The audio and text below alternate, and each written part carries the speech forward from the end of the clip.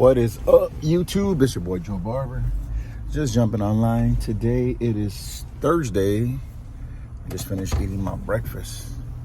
But I was just thinking, I think a lot, man. So that's why I make these little videos. When I have something to say, I say something. I don't just jump on just because, because I want to keep the algorithm going, or I have whatever. Anyway, jumping online, I just ate breakfast. I'm on my way to the shop, and I was sitting down eating breakfast, thinking about how many of us get caught up in fear, in fear of losing, in fear of losing like things that we love or people that we love, or in fear of failure, in fear of like what if, and I feel like that's something that's, I guess what triggered that is James Harden, right? I just saw something that said that he wants to be traded from Brooklyn to the 76ers, right? Something like that. And he said that he doesn't want to like publicly announce it because he's afraid of the backlash. He and I understand he's a professional athlete. But I'm laughing because I'm like, man, we really do care what people think. And we have that fear of rejection, or that fear, the backlash of what people have to say. But a lot of times, man, I'm telling you this, I'm from experience. A lot of the people that tend to tear somebody else down is because they don't love themselves. They don't go after anything. So they'd rather be in their little cave, I'm safe right here, and I can say what I want to say and make someone else feel like crap because they're trying to better themselves, or they're trying to do whatever, and then basketball is entertainment, man. Sad to say, it's entertainment. A lot of these guys, they're living out their dream, and we support them, which is great. I love my Spurs. I've been a Spurs fan for a long time, but I understand that it's a business. I understand that, I don't want to live my life, trying to live through the Spurs, and that's going to be my identity of who I am and how I make decisions based on my life, based on the Spurs, in my life. So I know that, man, and it's cool. If you're a diehard fan, hey, man, more power to you. But I got to a point where, as old as I am, I'm like, look, man, I'm not going to live my life through the Spurs. I've worked with the Spurs organization. I've witnessed some great years and some great moments. But at one time, I was so dedicated to the Spurs that I would not, I would, based on my day, my routine and what I'm doing and where I'm going and all that kind of stuff, I would base it on the basketball schedule of the Spurs. It's crazy to think, it's crazy for me to think that way, right? But I'm saying, man, this whole thing about fear of how we live our life, who loves us, who doesn't love us, who approves of our decisions and what we want to be and where we want to go.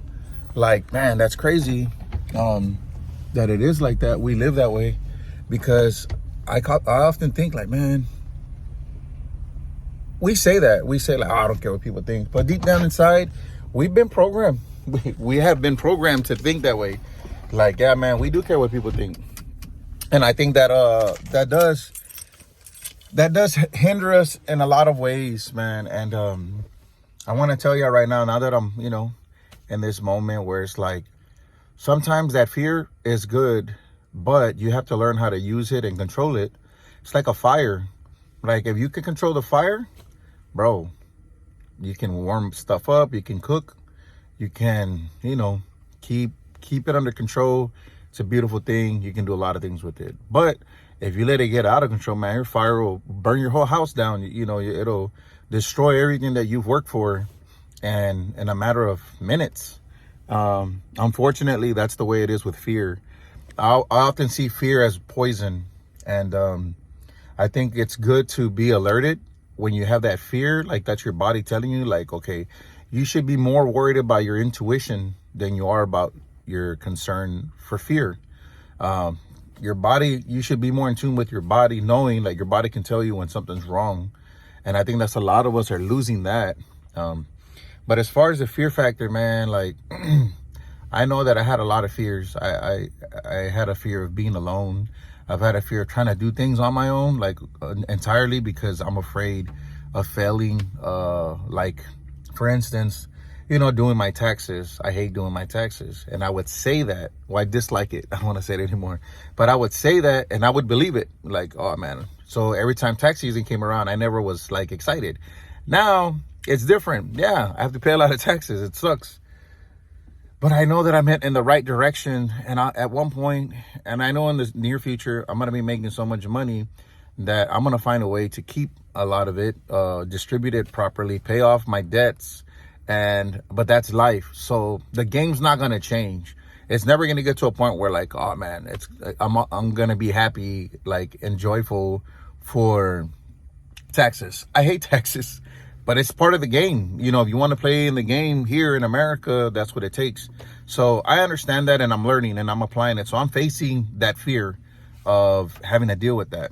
So other fears that I have, I try to write them down. Like, I question myself. Like, what are you afraid of, Joe? Like, and I write it down. And a lot of us have a fear of death, a fear of getting sick, a fear like, I get anxiety sometimes, and it comes, but I'm not afraid of it anymore.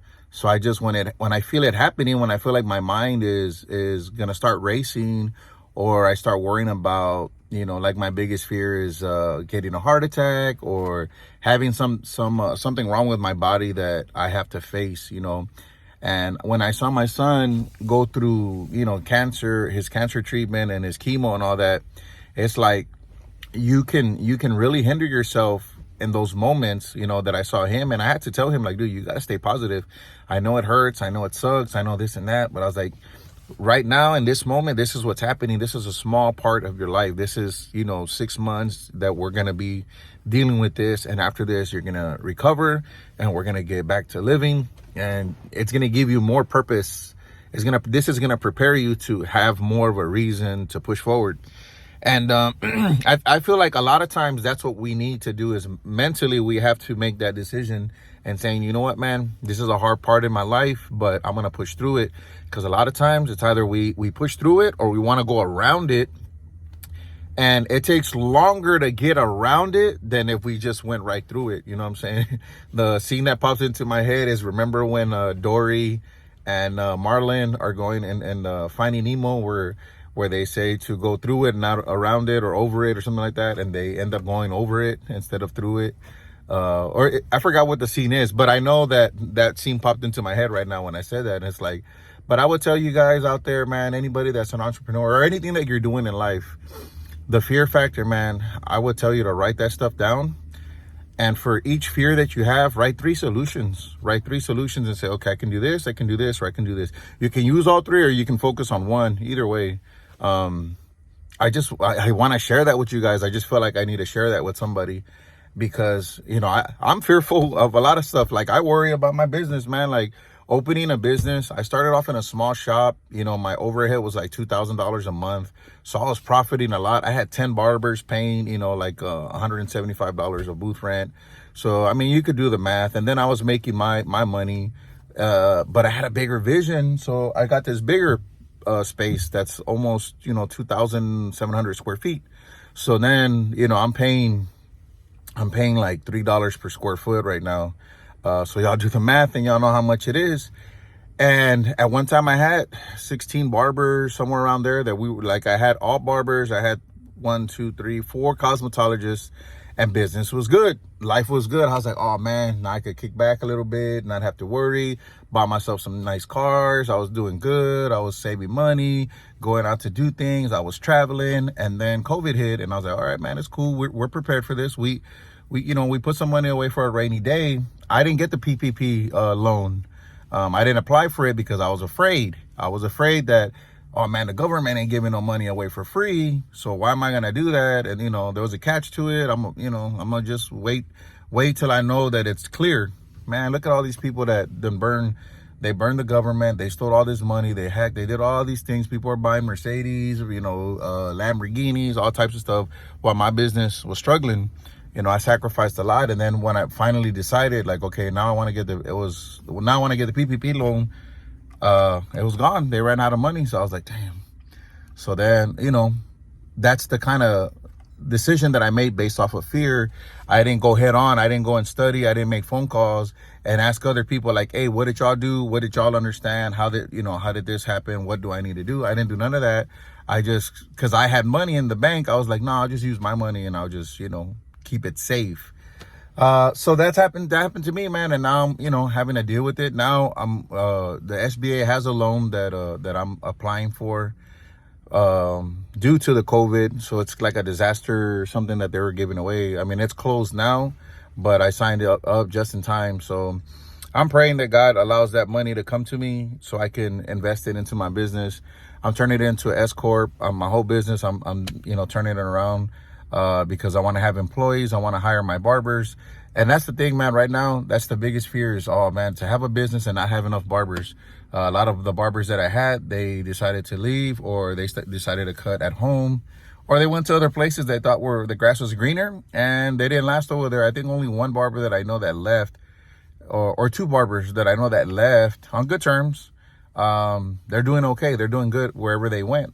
But I had like 7 other barbers that left, and oh no, 2 other ones are doing pretty good too. But it's what people think, and you may see things a certain way and you think like it's gonna just pop off. I don't know, man. I can't speak for anybody else, but sometimes we do that. We think it's, oh man, the grass is greener.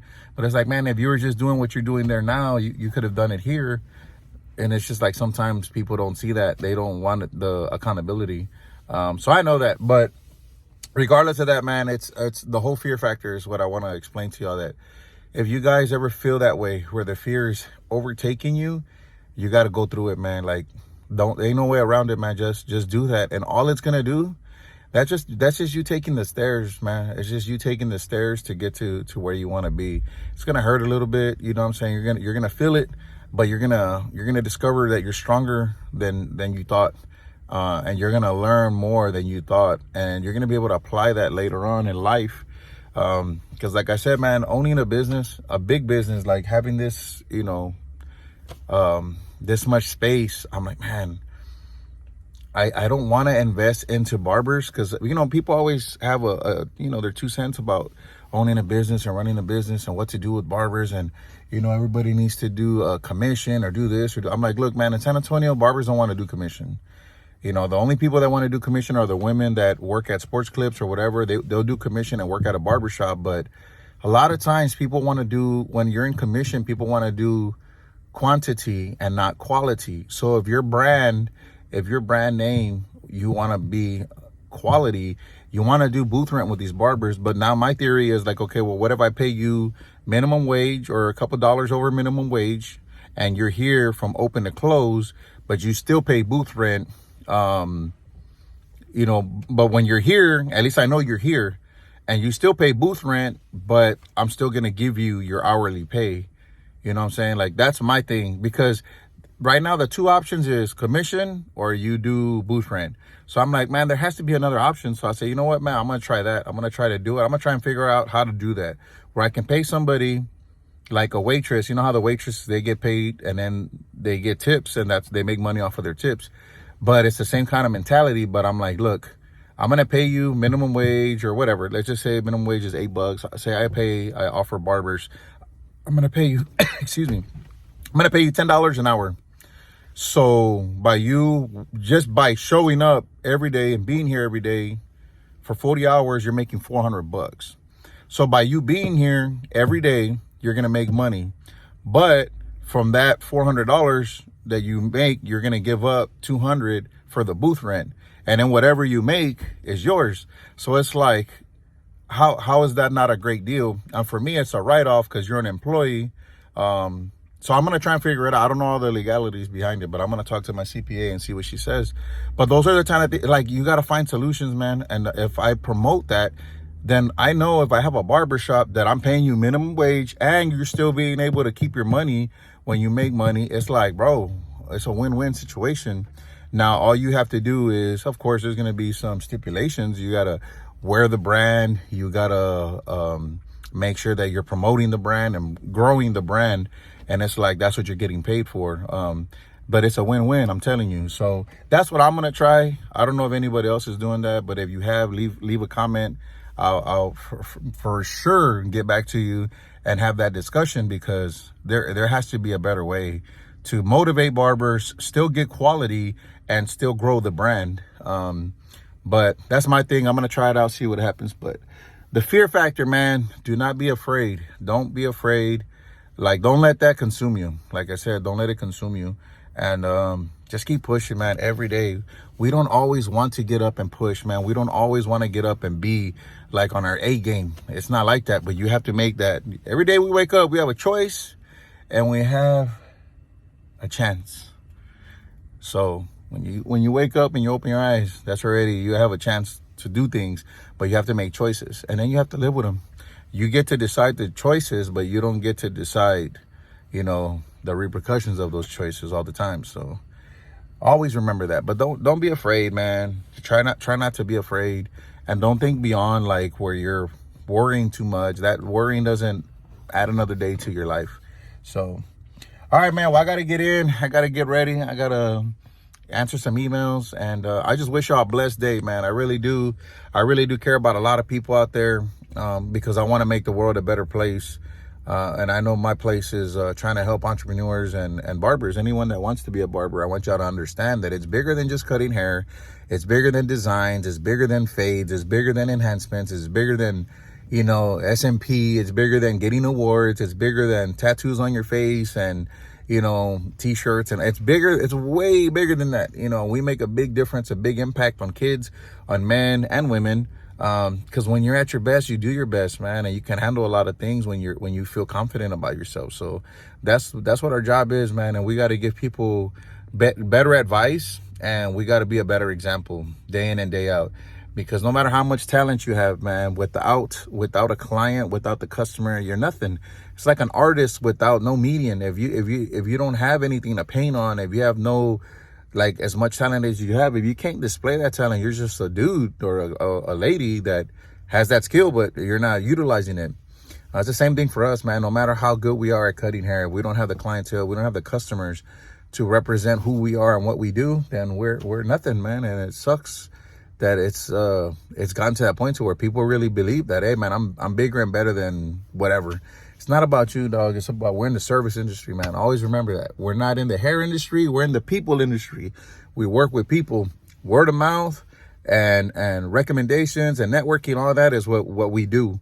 At the end of the day, I don't know what your goal is, but if you intend on building a brand, if you intend on making money off of cutting hair or off of products or off of merch, whatever it is, man, you got to be good with people. You have to be good with people. Doesn't mean you have to be good face to face, but you have to work on your charisma. You have to work on your, communication. You have to work on your delivery and how you carry yourself and how you look, man. I promise you, it goes a long way. So, all right, man. Well, y'all stay blessed and y'all stay faded.